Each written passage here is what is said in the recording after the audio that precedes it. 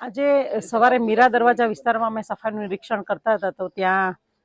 રખડતી ગાયો જોવા મળી એટલે નગરપાલિકાની ટીમ બોલાવીને રખડતી ગાયો બાબતની કાર્યવાહી અમે જ્યારે કરી રહ્યા હતા તો તે ગાયોના જે વાડાઓ છે તે વાડા માલિકોની અમે એ વિસ્તારની મુલાકાત કરતા લક્ષ્મીપુરામાં જ્યાં ગાયોના વાડા છે એ વાડાઓમાં રૂમો બાંધી અને ત્યાં ભાડે આપી દીધું છે અને ભાડે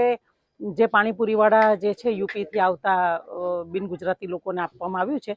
અને એ લોકો રોજ અહીંયા ચૂલાઓ સળગાવી અને ત્યાં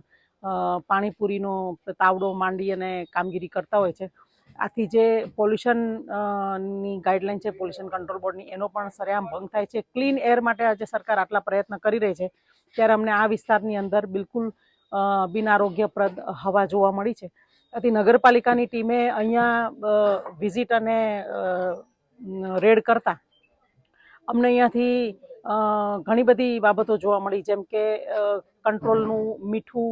પણ એ લોકોના પાસે હતું અને ચણા પણ એ લોકોના પાસેથી મળી આવ્યા. તો આ બાબતે ડીએસઓ સાહેબને અમે જાણ કરી, ડીએસઓ સાહેબની ટીમ પણ બસ આવી જ ગઈ છે અને